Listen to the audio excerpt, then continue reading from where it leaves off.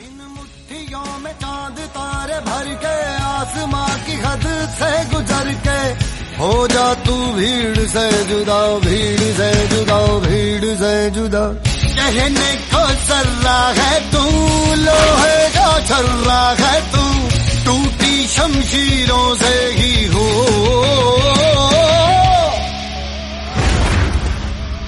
कर हर मैदान फतेह। हेलो बच्चों, कैसे हैं आप लोग। उम्मीद करता हूं कि आप लोग स्वस्थ होंगे, प्रसन्न होंगे और पढ़ाई कर रहे होंगे। बच्चों, जैसा कि आपका सीरीज चल रहा है नीट के क्वेश्चन का, जो आया हुआ क्वेश्चन पूछा गया है 2020 में, 2020 का क्वेश्चन डिस्कस करने के बाद मैं 2021 के क्वेश्चन का डिस्कशन करूंगा। ठीक है, तो मैं आपको ये दिखाना चाहता हूं कि देखिए फिजिक्स कितना इजी आता है। हो सकता है डर लगता है, बेटा देखो आप इंटरमीडिएट में हो, आप उस ढंग से पढ़े नहीं हो या कॉन्सेप्ट क्लियर नहीं है, तो हो सकता है आपको डर लगे, लेकिन अगर आपका कॉन्सेप्ट क्लियर है तो आप जरूर सॉल्व कर ले जाएंगे। देखिए स्टूडेंट आप हैं, पढ़ा मैं रहा हूं, मैं थ्योरी का कॉन्सेप्ट अच्छे से क्लियर करूंगा और आप यही क्वेश्चन आप मेरे सामने ही खुद से सॉल्व करेंगे। ठीक है, ये मैं गारंटी लेता हूं कि अगर आप इसको अच्छे से समझते हैं थ्योरी को, तो क्वेश्चन को आप आराम से सॉल्व कर लेंगे। कुछ डर ही नहीं है इसमें। फिजिक्स का मतलब कॉन्सेप्ट होता है बेटा। तो जैसा कि आपका आज का टॉपिक लिखा हुआ है, नीट 2020 में यंग्स मॉडुलस ऑफ इलास्टिसिटी का क्वेश्चन है, वो क्वेश्चन लेकर के मैं आया हूँ। वीडियो बहुत लंबा ना हो, इसलिए मैं केवल पर्टिकुलर उसी टॉपिक को एक्सप्लेन करता हूँ, ताकि कभी भी उससे रिलेटेड कोई क्वेश्चन एग्जाम में आपके आए तो बेटा आप उसको कर ले जाए अच्छे से, है ना, और आपको उसमें कोई समस्या ही ना हो, क्योंकि कोई जरूरी है कि यही क्वेश्चन आएगा। क्वेश्चन तो हो सकता है कि यंग्स मॉडुलस ऑफ इलास्टिसिटी से दूसरा भी आ जाए। क्वेश्चन तो बनाए जाते हैं बेटा, न्यूमेरिकल वैल्यू चेंज किया जाता है। तो मैं आपका उस थ्योरी को पूरा कॉन्सेप्ट क्लियर कर दूंगा, ठीक है, ताकि उस पर रिलेटेड कभी भी कोई क्वेश्चन आए तो आप कर सके और उसके साथ साथ इस क्वेश्चन को भी करें। वीडियो बहुत लंबा न बने, इसलिए बहुत बड़ा मुझे और टॉपिक को इधर उधर नहीं एक्सप्लेन करना है, बस उसी टॉपिक को एक्सप्लेन करूंगा जो चीज क्वेश्चन पूछा गया है। तो चलिए प्यारे प्यारे बच्चों, आइए आप सबका आपके अपने प्यारे से चैनल संतोष सर फिजिक्स क्लासेस में पुनः स्वागत है। आइए हम डिस्कस करेंगे यंग्स मॉडुलस ऑफ इलास्टिसिटी का क्वेश्चन देखेंगे और उसके बाद हम उसके बेस को, कॉन्सेप्ट को क्लियर कराएंगे और आप उस क्वेश्चन को सॉल्व करेंगे। ठीक है, चलिए आइए देखते हैं यहां पे। बेटा देखो, ये आपका यंग्स मॉडुलस ऑफ इलास्टिसिटी का क्वेश्चन है, जो कि आपके एग्जाम में आया हुआ है। ठीक है, ये आपके एग्जाम का आया हुआ क्वेश्चन है। ये एग्जाम का क्वेश्चन है बेटा, यहाँ पे जो है ये आपके 2020 का क्वेश्चन है नीट का, और आप नीट का पेपर 2020 का डाउनलोड करके देख भी सकते हैं। 2021 का भी लेटेस्ट सितंबर में एग्जाम हुआ है। ठीक है, तो 20 का कंप्लीट हो जाता है तो मैं 21 के क्वेश्चन को डिस्कस करूंगा। इसके बाद सारे पेपर डिस्कशन हो जाएंगे तो मैं इंपॉर्टेंट क्वेश्चन डिस्कस करूंगा और थ्योरी पे भी कॉन्सेप्ट क्लियर कराऊंगा। और आपको अगर और भी कोई थ्योरी पढ़ना है तो 11th 12th की फिजिक्स भी इस पे चलेगी, और जो टॉपिक आपका वीक है, लगता है यहाँ पे कॉन्सेप्ट क्लियर नहीं, तो आप उस वीडियो को देख लीजिएगा। ठीक है, तो चलिए आइए देखते हैं यहाँ पे। बेटा यहाँ पे लिखा है a wire of length L, माने एक तार है जिसकी लंबाई है L। इन्होंने कहा है एक तार है, इसकी लंबाई है L।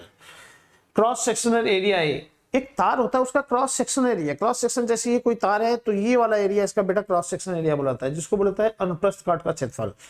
तो कह रहा है a wire of length L, cross section area capital A, is hanging from a fixed point.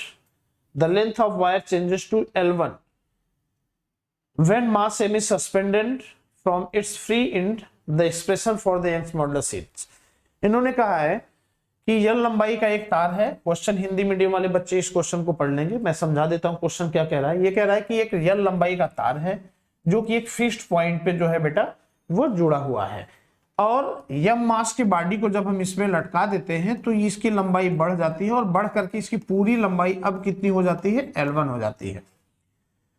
तो ऐसे सिचुएशन में यहाँ पे यंग्स मॉडुलस ऑफ इलास्टिसिटी का फार्मूला क्या होगा, ये सब पूछा गया है।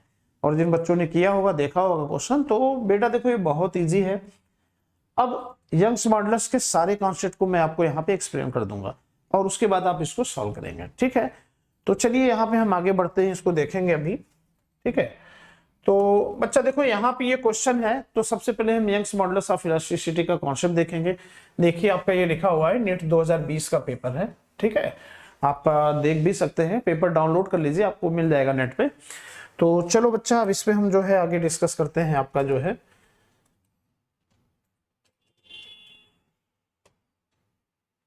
चलिए अब देखो बेटा, यहां पे जो है आपका ये चीज है।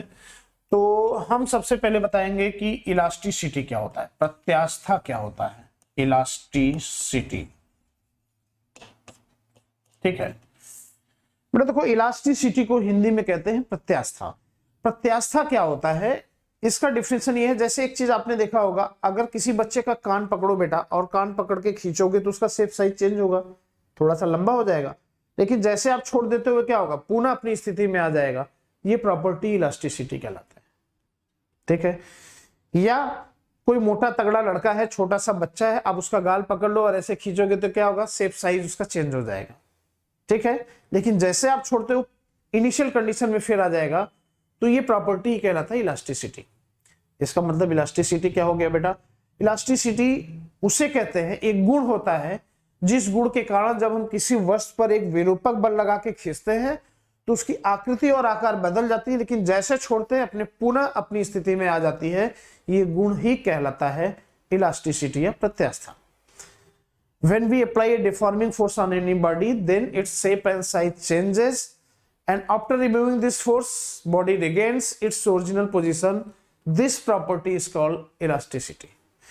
तो डिफरेंशियल कहीं पूछने उसने वाला नहीं है बेटा, आप कंपटीशन की तैयारी कर रहे हो तो मेरा काम है बताना, क्योंकि तुम्हें बताऊंगा ही, लेकिन डिफरेंशियल नहीं पूछा जाता है। ठीक है, तो इलास्टिसिटी एक्चुअली होता क्या है, तो बेटा देखो इलास्टिसिटी जो होता है वो होता है, चूंकि हुक्स ने ये बताया, हुक्स एक साइंटिस्ट थे, उन्होंने बताया कि जब विकृति स्ट्रेन क्या होता है, तो स्ट्रेस क्या होता है जान लो बेटा। सबसे पहले तो ये होता है आपका स्ट्रेस जो होता है, मैं आपको यहां पे डिस्कस कर दूं। स्ट्रेस को हम कहते हैं प्रतिबल। ठीक है, ये होता है जब बल, फोर्स अपॉन एरिया, इसको डिटेल्स में एक्सप्लेन करेंगे जब इसका पर्टिकुलर टॉपिक आएगा। स्ट्रेस और प्रेशर में क्या डिफरेंस होता है, दोनों का फॉर्मूला एक ही होता है। तो बेटा देखो स्ट्रेस का फॉर्मूला ये होता है, स्ट्रेन का फॉर्मूला जो होता है, स्ट्रेन को हम हिंदी में कहते हैं विकृति। और बेटा देखो विकृति क्या होता है, अगर कोई यल लंबाई की तार है और उसको पकड़ के अगर कोई लटक गया तो फोर्स ऑफ ग्रेविटी के कारण अगर उसकी लंबाई में वृद्धि स्मॉल यल हो गई, तो ऐसे केसेस में इसका फार्मूला होता है लंबाई में वृद्धि अपॉन प्रारंभिक लंबाई, माने increase in length upon initial length. ठीक है, ये होता है लॉन्गिट्यूडनल स्ट्रेन, अनुदैर्ध्य विकृति। लेकिन जब इसमें आप आते हैं, ये आपका जो होता है लॉन्गिट्यूडनल होता है, इसमें एक होता है आपका ये होता है लॉन्गिट्यूडनल, लेकिन इसमें दूसरा जब आएंगे वॉल्यूमेट्रिक स्ट्रेन की बात करेंगे, आयतनात्मक विकृति की बात करेंगे, तो वहां पे क्या होता है बेटा, मान लिया एक बर्तन है, उसमें आप दूध रख दीजिए, मान लिया 4 लीटर दूध है, तो इनिशियल वॉल्यूम क्या हो गया 4 लीटर। आग लगा दीजिए नीचे से, क्या होगा, ये खौलेगा, कुछ देर बाद क्या होगा, दूध कम हो जाएगा, मान लिया जो भी कम हो गया, तो जो आयतन में परिवर्तन हुआ बटे प्रारंभिक आयतन होता है, तो ये होता है वॉल्यूमेट्रिक स्ट्रेन होता है change in volume delta we upon initial volume, माने आयतन में परिवर्तन बटे प्रारंभिक आयतन। तो ये विकृति का कॉन्सेप्ट है। तो मैंने अभी आपको स्ट्रेस बता दिया और स्ट्रेन बता दिया। स्ट्रेस और प्रेशर में क्या डिफरेंस होता है, इसके जब बताएंगे तो वहां स्ट्रेस की चर्चा खूब अच्छे से करेंगे। तो बेटा देखो हुक्स साइंटिस्ट ने बताया कि अगर स्ट्रेन की लिमिट कम हो तो ऐसे केसेस में स्ट्रेस स्ट्रेन के डायरेक्टली प्रोपोर्शनल होता है। तो इसका मतलब ये हो जाता है आपका stress be directly proportional to strain. और बेटा देखो इसको हटाएंगे तो एक कांस्टेंट लिखते हैं, वो ई होता है, तो ये हो जाता है ई इंटू स्ट्रेन। तो ई यहां पर जो होता है, ई जो हो जाता है, ई इक्वल टू कहलाता है स्ट्रेस अपॉन स्ट्रेन। ई को कहते हैं स्ट्रेस अपॉन स्ट्रेन, माने प्रतिबल बटे विकृति। और यहां पे ई ही होता है आपका modulus of elasticity, modulus of elasticity माने प्रत्यास्था गुणांक किसको कहते हैं, प्रत्यास्था गुणांक। तो बेटा देखो प्रत्यास्था गुणांक या मॉडुलस ऑफ इलास्टिसिटी क्या होता है, ये होता है स्ट्रेस अपॉन स्ट्रेन। मैं आपको बता दूं यहां पे ये एयरफोर्स में डायमेंशनल फार्मूला पूछा हुआ है, वेबी सूत्र पूछा हुआ है कि मॉडुलस ऑफ इलास्टिसिटी का वेबी सूत्र क्या होता है। और एयरफोर्स में लड़कियां भी अब अलाउड हैं, एनडीए और इन सब में, ठीक है, तो आप भी एग्जाम दे सकते हो। और यूनिट पूछता है तो भी आप इसको कर ले जाएंगे। तो बेटा हुक्स ने बताया कि विकृति की सीमा बहुत कम हो तो प्रतिबल विकृति के समानुपाती होता है, माने for short range of strain stress be directly proportional to strain, और इसको हटाएंगे, कांस्टेंट ए लिखेंगे, इस कांस्टेंट को ही बोलते हैं मॉडुलस ऑफ इलास्टिसिटी, यही कहलाता है स्ट्रेस अपॉन स्ट्रेन। अब बेटा देखो ये मॉडुलस ऑफ इलास्टिक कई प्रकार से होता है। आपने पढ़ा है यंग प्रत्यास्था गुणांक जिसको बोला जाता है यंग्स मॉडुलस ऑफ इलास्टिसिटी। दूसरा पढ़ा है आपने आयतनात्मक प्रत्यास्था गुणांक जिसको कहा जाता है बल्क मॉडुलस ऑफ इलास्टिसिटी। तीसरा पढ़ा आपने मॉडुलस ऑफ रिजिडिटी जिसको कहा जाता है दृढ़ता गुणांक। तो ये स्ट्रेन जैसे जैसे विकृति जैसे जैसे बदलता है उसी तरह से आपका ये मॉडुलस ऑफ इलास्टिसिटी अलग अलग चीज कहलाता है। तो अब अगर मैं केस फर्स्ट का डिस्कशन करूं, केस फर्स्ट मतलब ये कि जब ये कह दिया जाए फॉर लॉन्गिट्यूडनल स्ट्रेन, माने जब विकृति में परिवर्तन लंबाई में हो, लंबाई का मतलब कोई तार हो उसको खींचा जाए तो लंबाई उसका बढ़े घटे, तो ये मॉडुलस ऑफ इलास्टिसिटी कहलाता है यंग्स मॉडुलस ऑफ इलास्टिसिटी, और इसी से आपका क्वेश्चन है। और बेटा जब स्ट्रेन में चेंजिंग वॉल्यूमेट्रिक हो, आयतनात्मक विकृति हो, तो आपका ये मॉडुलस ऑफ इलास्टिसिटी कहलाता है बल्क मॉडुलस ऑफ इलास्टिसिटी, आयतनात्मक प्रत्यास्था गुणांक कहलाता है। और जब ये शियरिंग स्ट्रेन हो तो ये मॉडुलस ऑफ इलास्टिसिटी आपका कहलाता है आपका मॉडुलस ऑफ रिजिडिटी। ठीक है, तो आपका कॉन्सेप्ट क्लियर हो गया। मैं अब अलग अलग केस को डिस्कस करने जा रहा हूं। तो बेटा देखो अलग केस हमारा क्या है, पहला केस अगर हम ये डिस्कस करें केस फर्स्ट, ठीक है, फॉर लॉन्गिट्यूडनल स्ट्रेन, ठीक है, इसको हम कहेंगे अनुदैर्ध्य विकृति,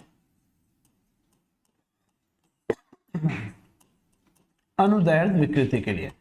तो बेटा देखो अनुदैर्ध्य विकृति का मतलब क्या हो गया, लॉन्गिट्यूडनल का मतलब हो गया कि स्ट्रेन में परिवर्तन लंबाई में हो। तो ऐसे सिचुएशन में आपका जो होता है वो मॉडुलस ऑफ इलास्टिसिटी जो होता है वो यंग्स मॉडुलस ऑफ इलास्टिसिटी कहलाता है। ठीक है, और वॉल्यूमेट्रिक स्ट्रेन होगा तो ये modulus of elasticity bulk modulus माने आयतनात्मक प्रत्यास्था गुणांक कहलाएगा। और अगर ये स्ट्रेन आपका जो है शियरिंग होगा तो यही elasticity modulus of elasticity modulus of rigidity कहलाता है। तो बेटा देखो यहां पे y इक्वल टू हम क्या लिखेंगे, stress upon longitudinal strain, longitudinal strain. अच्छा बेटा ये लॉन्गिट्यूडनल स्ट्रेन हो जाएगा, स्ट्रेस का मतलब प्रतिबल होता है और लॉन्गिट्यूडनल स्ट्रेन का मतलब अनुदैर्ध्य विकृति। अनुदैर्ध्य विकृति मतलब क्या हो गया बेटा, देखो जैसे अगर मान लिया ये कोई तार है एक फिक्स पॉइंट पे लटका हुआ है, इसकी प्रारंभिक लंबाई L है, ठीक है, इस पे अगर हम m मास का कोई बॉडी लटकाते तो फोर्स ऑफ ग्रेविटी इसको क्या करेगी, नीचे की तरफ खींचेगी। और नीचे की तरफ खींचने से बेटा अगर इसकी लंबाई में वृद्धि मान लिया ये यहां से यहां तक स्मॉल l हो गया और इस वायर का क्रॉस सेक्शनल एरिया A बराबर पाई r स्क्वायर हो गया, तो ऐसे केसेस में जो होता है बेटा लॉन्गिट्यूडनल स्ट्रेस क्या हो जाएगा, ऐसे केसेस में लॉन्गिट्यूडनल स्ट्रेस ये हो जाएगा आपका, यहाँ पे फार्मूला बन जाएगा, स्ट्रेस की जगह क्या हो जाएगा फोर्स अपॉन एरिया। और अनुदैर्ध्य विकृति का मतलब क्या होता है, लंबाई में वृद्धि बटे प्रारंभिक लंबाई, तो लंबाई में वृद्धि कितना है स्मॉल l अपॉन प्रारंभिक लंबाई क्या हो गया कैपिटल L। तो ये होता है आपका modulus of Young's modulus of elasticity. और इसको आगे अगर हम ये लिखें तो बेटा हम ये लिख सकते हैं y इक्वल होता है F capital L upon area into small l। ये भी लिखा जा सकता है, हो सकता है आपका भी कभी न्यूमेरिकल पूछे तो ये पूछ ले m बराबर क्या हो जाएगा, mg के टर्म में लिखेंगे तो हो जाएगा mg capital L upon area into small l, लंबाई में वृद्धि। ठीक है, दूसरा चीज ये पूछा जाए आपका कि एरिया आपका पाई r स्क्वायर है, तो आप इसको ये भी लिख सकते हो बेटा mg l upon pi r square into small l। तो बेटा ये सब आपका जो है वो ये दिखाता है कि यंग्स मॉडुलस ऑफ इलास्टिसिटी लंबाई में वृद्धि इंक्रीज इन लेंथ के क्या होता है इनवर्सली प्रोपोर्शनल होता है। ठीक है, देखिए आपका क्वेश्चन जो नीट का है वो यहां मिल चुका है, ठीक है, लेकिन मुझे सारे क्वेश्चन इस पे डिस्कस करने हैं। ठीक है, तो ये इनवर्सली प्रोपोर्शनल होता है। जब आपसे पूछा जाए कि लॉन्गिट्यूडनल स्ट्रेन हो तो कौन सा इलास्टिसिटी होता है, यंग्स मॉडुलस ऑफ इलास्टिसिटी होता है। अनुदैर्ध्य विकृति हो तो कौन सा प्रत्यास्था गुणांक होता है, यंग प्रत्यास्था गुणांक। आयतनात्मक विकृति हो तो कौन सा प्रत्यास्था गुणांक होता है, आयतनात्मक प्रत्यास्था गुणांक, जिसको इंग्लिश में कहते हैं bulk modulus of elasticity. Shearing strain हो, विरूपक आपका जो है विकृति हो, तो कौन सा प्रत्यास्था गुणांक होता है? दृढ़ता गुणांक होता है, जिसको हम इंग्लिश में कहते हैं मॉडुलस ऑफ रिजिडिटी। तो पहला क्वेश्चन ये आपको मिल गया। दूसरा चीज ये मिल गया कि यंग्स मॉडुलस ऑफ इलास्टिसिटी का इनका ये फार्मूला होता है। तीसरा चीज यहाँ पे ये बेटा, अगर किसी चीज की इलास्टिसिटी के बारे में पूछा जाए कि किसकी प्रत्यास्था ज्यादा होगा या किसकी इलास्टिसिटी ज्यादा होगा, तो ऐसे केसेस में जिसमें y का मान ज्यादा होगा उसकी इलास्टिसिटी बच्चों ज्यादा होगा। ठीक है, जिसमें y का मान ज्यादा होगा वहां पे इलास्टिसिटी ज्यादा होगा। अब y का मान किसके लिए ज्यादा होगा? अगर आपसे पूछा जाए रबड़ और स्टील, तो मान लिया एक रबड़ का तार है, यहां से आपको ये कह दिया जाए एक रबड़ का तार है, ठीक है, और एक स्टील का तार है। ठीक है, ये क्या है? लंबाई में वृद्धि, माने कौन ज्यादा तनता है। तो बेटा देखो, अगर हम दोनों को 1-1 मीटर करके छत पे बांध दे, रबड़ वाले तार को पकड़ के लटक जाएंगे तो क्या होगा? तन करके नीचे तक आ जाएगा। लेकिन स्टील वाले तार को पकड़ेंगे तो वो तन करके नीचे नहीं आएगा। तो इसका मतलब लंबाई में वृद्धि सबसे ज्यादा किसके होगा बच्चों? रबड़ के। तो रबड़ की लंबाई में वृद्धि स्टील की लंबाई की वृद्धि से ज्यादा होगा, और y इनवर्सली प्रोपोर्शनल होता है लंबाई में वृद्धि के, इंक्रीज इन लेंथ। इसलिए रबड़ का जो y है वो क्या हो जाएगा बच्चा? रबड़ का जो y है वो लेस देन हो जाएगा स्टील के y से। और y Young's modulus of elasticity, जिसका ज्यादा होता है उसकी इलास्टिसिटी ज्यादा होती है या उसकी प्रत्यास्था ज्यादा होता है। तो एक बहुत फेमस क्वेश्चन है, रबड़ और स्टील में किसकी प्रत्यास्था ज्यादा होता है? तो बेटा आप देख रहे हो स्टील की प्रत्यास्था रबड़ की प्रत्यास्था से ज्यादा होता है। The elasticity of steel will be more than that of rubber. और इसको निकालेंगे कैसे? इसके लिए आपका यही मेन फार्मूला है। ठीक है, इस पे कंफ्यूज नहीं होना है, यही बच्चा आपका मेन फार्मूला है। यही मतलब modulus of elasticity, Young's modulus of elasticity inversely proportional होता है लंबाई में वृद्धि के। इसका मतलब जो तार कम तनेगा उसकी प्रत्यास्था ज्यादा होगा। अब आपसे पूछा जाए पत्थर का क्या होता है, तो बेटा पत्थर में इलास्टिसिटी है ही नहीं। पत्थर को खींचोगे तो तनेगा थोड़ी ना, शेप साइज थोड़ी ना चेंज होगा, टूट जाएगा, तो उसका इलास्टिक प्रॉपर्टी नहीं है। ठीक है, इलास्टिक का मतलब है आप फोर्स लगा के खींचिए, थोड़ा बहुत चेंजिंग आए, छोड़िए, अपनी जगह पे आ जाए, वो इलास्टिक प्रॉपर्टी होता है। तो उम्मीद करता हूं आपको यंग्स मॉडुलस ऑफ इलास्टिसिटी समझ में आ गया होगा। आपसे पूछा जाए यंग्स मॉडुलस ऑफ इलास्टिसिटी किसके लिए वैलिड होता है? सॉलिड, लिक्विड, गैस, इन तीनों में किसके लिए वैलिड होता है?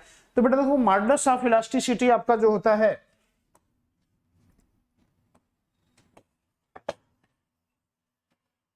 यहां पे, अगर हम ये डिस्कशन करें आपका मॉडुलस ऑफ इलास्टिसिटी किसके लिए वैलिड होता है, तो बेटा देखो लंबाई में वृद्धि किसके होता है? द्रव में पूरा आयतन बदलता है, गैस में पूरा आयतन बदलता है, लेकिन ठोस में आयतन के साथ लंबाई में ज्यादा परिवर्तन होता है। तो ये यंग प्रत्यास्था गुणांक किसके लिए मान्य होगा? जिसके लंबाई में ज्यादा परिवर्तन होगा, और ज्यादा परिवर्तन किस में होता है? ठोस में। इसका मतलब यंग्स मॉडुलस ऑफ इलास्टिसिटी किस में पाया जाता है बच्चों? केवल और केवल सॉलिड में पाया जाता है, ठोस पदार्थ में पाया जाता है। ठीक है, तो यंग्स प्रत्यास्था गुणांक उसमें पाया जाता है जिसमें लॉन्गिट्यूडनल स्ट्रेन होता है, अनुदैर्ध्य विकृति होती है, और वो क्या होता है? ठोस होता है, सॉलिड होता है, लिक्विड और गैस नहीं होता है। दूसरा चीज आपसे अगर ये कह दिया जाए y ivory greater than y steel greater than y rubber greater than y clay. Clay को बोलते हैं बेटा गीली मिट्टी, और आइवरी को बोलते हैं हाथी दांत। तो आपसे पूछा जाए हाथी दांत, स्टील, रबड़ और गीली मिट्टी में सबसे ज्यादा प्रत्यास्था किसका होता है? तो बेटा देखो वाई किसका सबसे ज्यादा है? हाथी दांत का है। इसका मतलब हाथी दांत की प्रत्यास्था क्या होता है? सबसे ज्यादा होता है। तो जब आपको ये निकालना हो कि किसकी प्रत्यास्था कम ज्यादा होता है तो आप इनको निकाल सकते हो बच्चा। ठीक है, तो मुझे लगता है आपका यहाँ तक कॉन्सेप्ट क्लियर हो गया होगा। अब मैं आपके क्वेश्चन को सॉल्व भी कर देता हूँ, यहाँ पे देख लो। ठीक है, तो आप यहाँ पे देख लो। अब मैं उम्मीद करता हूँ कि आप सॉल्व कर ले जाओगे। देखो यहाँ पे क्या है, यहाँ पे mg कैपिटल L क्या है? इनिशियल लेंथ है। क्वेश्चन में भी आपका इनिशियल लेंथ L ही दिया है, लेकिन बाद में इन्होंने कहा है कि लंबाई बाद में बढ़ करके कितना हो जाता है? इन्होंने बोला है इन्होंने ये कहा है कि लंबाई बाद में बढ़ करके ये टोटल जो है L1 हो जाता है। तो बेटा टोटल लंबाई L1 है, शुरू में ये L है, तो लंबाई में वृद्धि कितना हो जाएगा? स्मॉल l का मान कितना आ जाएगा बच्चों? ये आ जाएगा L1 माइनस L। तो लंबाई में वृद्धि इतना हो जाएगा। भाई मान लिया कोई तार था जिसकी लंबाई 10 मीटर था, ठीक है, बाद में आपने खींच दिया तो 15 मीटर हो गया, तो कितना बढ़ा? 15 माइनस 10। पहले लंबाई L था, खींच दिया L1 हो गया, तो कितनी वृद्धि हो गई L1 माइनस L। तो आपको क्या करना है, डायरेक्ट आपका यहाँ पे आंसर हो जाएगा y equal to mg capital L upon area into लंबाई में वृद्धि स्मॉल l की जगह L1 माइनस L कर देंगे, बस आपका आंसर हो गया। यही तो पूछ रहा है, कंफ्यूज करके क्वेश्चन बोला है, कुछ है ही नहीं बेटा, ठीक है। और इसके बावजूद भी आपको कोई चीज और ना समझ में और कोई क्वेश्चन आए तो ये नंबर लिखा हुआ है, आप इस पे व्हाट्सएप कर देंगे, मैं उस क्वेश्चन को भी डिस्कस कर दूंगा। मुझे लगता है कि आपको समझ में आ गया होगा, बहुत बड़ा वीडियो ना खींचे इसलिए इसको मैं यहाँ पे ओवर करूंगा।